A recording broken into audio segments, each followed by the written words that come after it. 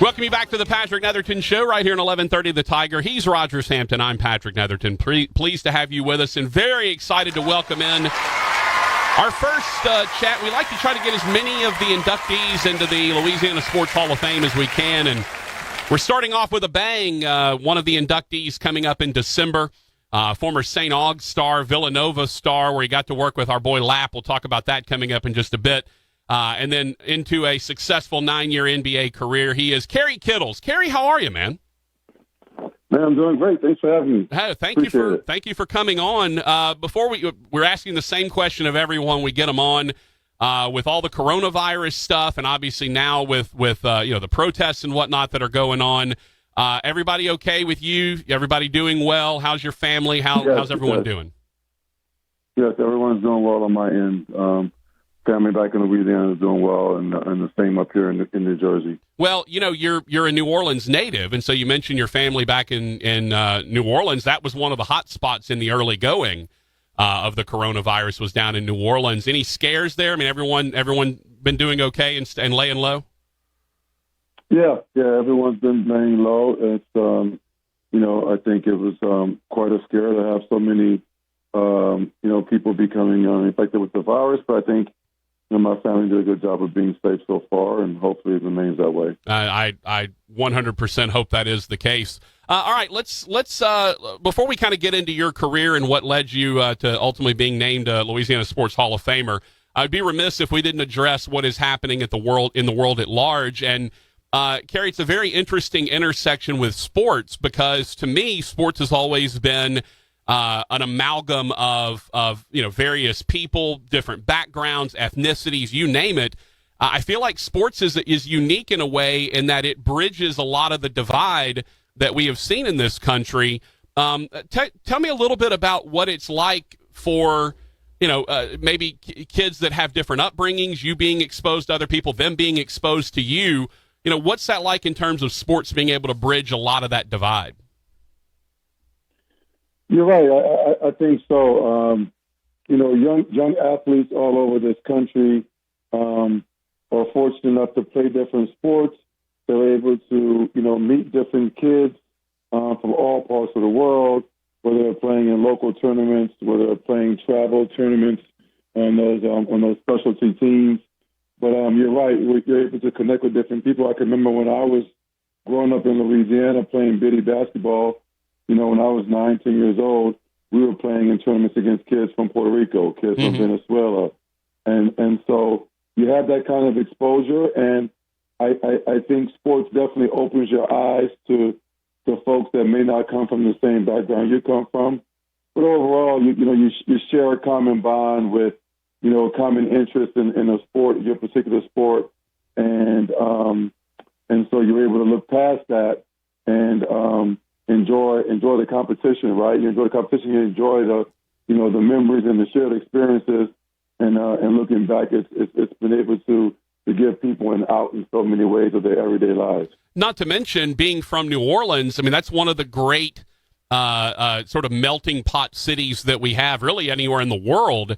And you mentioned playing bitty basketball against other folks in out of country even. New Orleans has such a diversity to it that I've got to imagine it gave you somewhat of a leg up when you go to a small Catholic school in Philadelphia, and now you're interacting in a different way with a different group of folks. Yes, no doubt about it that, my upbringing in New Orleans and growing up there in a diverse culture, we have so many festivals, you have so many people come in and out of the city, and so you're able to see a lot of different folks. And then from playing basketball, and especially when I got older and traveled with basketball, I was able to see folks from all parts of the world. So yes, that really did help me in my especially the initial period of being away from home up at Villanova, in a primarily white university, and being an African American kid in that environment. I was really open-minded to embrace that new challenge, that new culture, and learn from those folks that were primarily from the northeast of this country, and New York, New Jersey, and Pennsylvania, and just share my New Orleans experience with them, and share all of my New Orleans culture with my New Orleans slang, like that. So it was a fun experience. Talking to Kerry Kittles, one of the interesting aspects of things is you were very studious in how you approached picking your school. You had criteria. It wasn't just, hey, I'm going to go play for State U or LSU or anything like that. I find it pretty remarkable the sort of the criteria that you went through. Tell me how you ended up picking Villanova, a small, as you mentioned, mostly white Catholic school in Philadelphia, which is a long way from New Orleans. How did you end up at Villanova? Yeah, I think what happened with me in the recruiting process is, all of a sudden I went from, getting a couple of letters here and there from different schools in Louisiana. So all of a sudden, a few weeks or a couple of months later, I'm getting letters from all over. And so, I realized, oh my gosh, I have such a big spectrum of schools to look at. Whether it was big state universities that had 40,000 and 50,000 kids to smaller schools, private institutions like Villanova, which is like, 4,000 or 5,000 kids. So I knew I had to narrow my focus in, otherwise I would just be lost in the shuffle with all the different choices. So, it came down to wanting a smaller school that had small class, sizes. I wanted a school that really focused on education and graduating their athletes. And Villanova had a remarkable record, and still to this day has an outstanding record with graduating their student athletes at a high percentage. I want to play competitive basketball, right? So back then, the Big East was the old Big East. Yeah. So you were grinding it out against Syracuse and Georgetown and St. John's and those schools that were really competitive. So it crossed off a lot of things that were really important to me. I had a chance of playing. There were going to be 4 seniors. They were going to graduate after my freshman year, so I had a chance to play after they graduated. So, checked all those boxes, and I really wanted to get away from home. I really wanted to experience another part of the country outside of being in the southeast. So that's kind of how it happened. It's interesting because we debate a lot about coaches leaving. And how many should players be allowed to get out of their letters of intent if they haven't yet enrolled when a coach leaves in the offseason, that kind of thing. Interestingly, you experienced that very same thing when you were on your way. You signed with Rollie Massimino. Steve Lappas, who I love, we used to work with him at CBS, and I love Lapp to death. Lappas ends up becoming the coach, but it felt like, as opposed to you were signing with Rollie, you were signing really with Villanova. Is that fair? Yes, and that system is a very, very unfair system. I think it's changed now. I'm not familiar with it. But back then, 1992, when that happened, you were either going to get out of your letter of intent, which would allow you, if you transferred, right, and the school released you, you sit out 1 year and then you play. And so I think the kids should have an option, right? Yeah. If the coach leaves, the coaches are spending all their time recruiting them and connecting with these kids. There's no one else in the university that's really involved in the recruiting process.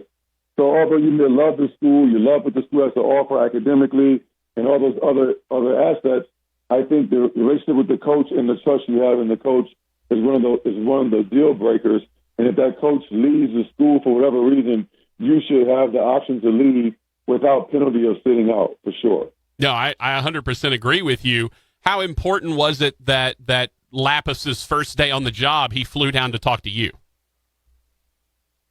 That was cool. I mean, at the time, I was very frustrated with dealing with the university. But on his second visit, it was a nice visit. I was able to be a little bit more open-minded and hear his sales pitch, which was basically, hey, come on up, man. You're already committed. Give us a year. I promise it's going to work out for you. And if it doesn't work out for you, I will help you find another place to go. I will call around and help you find a place to go. So at that point, I figured I had nothing to lose. And so I just went up there and gave it a shot. And by the way, we've gotten a chance to work with Lapp. Used to be on the Tim Brando show on CBS Sports, and we had Lapp on all the time. Got to hang out with him. I love that man to death. He's beautiful. And I can't imagine you mentioned going up to Philadelphia with your New Orleans accent. He comes in with his New York accent. Was there any language barrier at any point between you two? No, there's no language barrier. Lappas was always funny. I mean, he was this crazy New York City Greek guy. He just was, I don't know, he just always had a sense of humor about him. I think it was, what really was I think connecting both of us is that he was just always a genuine guy. Mm-hmm. I could just sense that from the beginning. He was just very authentic, and it was no frills with him. He wasn't trying to sell you on something fake. It was nothing there was no hidden agenda, and so I was able to get off with a clean start with him. And hey, it's gonna be his first time coaching at Nova too, so there was a lot of pressure on him. And once I got a chance to spend some time with him, I figured it was a great decision on my part to stay with the school. Talking to Kerry Kittles, New Orleans native, Villanova Wildcat, and ultimately New Jersey Net up in the NBA. You made an interesting decision too. Your junior year, All-American. You'd had the Big East tournament title. You'd kind of moved on, and it felt like that was the right time maybe to make the jump. You made the I guess tougher decision to come back. What spurred you on to say, I want to come back and finish my senior season? Yeah, well, I've always looked at myself as more than just a basketball player. Although I think it's every kid's dream to play in the NBA, and I had an opportunity to maybe leaving early. But I was really, really enjoying my college experience. And I think it's a lot different in today's world where, the opportunity of playing in the NBA, kids just figure, I'll go back to school later. But for me at that time, I was really enjoying my experience. I knew that the NBA was going to be there the following year, and there wasn't really a rush for me to leave. It was like, hey, you know what? I'm going to get better because I'm working on my game all the time. So I'm going to improve. I know that for a fact. And so, I was enjoying it. I wanted to kind of have a better season than I did my junior year. And, I just wanted to go back and give another shot. What was the learning curve like from St. Aug to the Big East, and then ultimately from, two-time All-American at Villanova to the NBA? Were those pretty substantial jumps in what you had to do from high school to college and then college into the NBA? There's some jumps. There's definitely, your body is changing at that age for young men. That 18 to 22 age, your body is changing. So I definitely had to change my body and work on that and stuff like that. But I think the biggest jump for all athletes, not just myself and my experience from high school to college to the pros, the biggest jump is the mental jump, right? It's Mm-hmm. really just the confidence in yourself to basically sort of not being bragging, but just kind of trying to dominate the game. Sure. And just being consistent, right? Because I think all players and in all sports, they have their moments where they shine, right? They have their moments when they're in the zone. But I think the biggest jump mentally is, can you sustain it? Can you be consistent? Can you bring that same mentality when you're traveling and you're going on the road? Can you do it against the better players in your conference or the better players in the NBA? So that's the biggest jump, is just the mental confidence, hey, you know what? I belong here. I'm gonna dominate every night and play my hardest every night and not take any days off. I think sometimes, you kind of get sometimes you can get a little lazy or you can get complacent. Mm-hmm. But the mental part is pretty much the hardest part. And once you conquer that, then it's just pretty easy after that. Talking to Kerry Kittles, former Net and Villanova Wildcat, St. Aug. Kerry, you transitioned out of the game. You had some injuries that you dealt with. I know you were assistant at Princeton for a couple of years. You hear athletes a lot talk about at the end of their playing careers that they're trying to sort of replace that emotion, that feeling of, being in front of a packed house and that adrenaline that comes with that.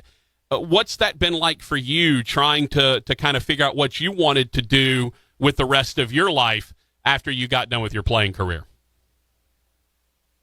Yeah, I think all athletes, they love being in the arena. They love, and any chance they get, they will love being in the locker room with any group of kids or any group of young adults in their particular sport. So I'm no different than that. I enjoy those times when I'm able to share what I've learned about the game. I've always enjoyed mentoring young men and young women and giving them my little, young life experience with them. And so I've coached, I've trained, I've stayed involved with the game because I love the game. I love the sport.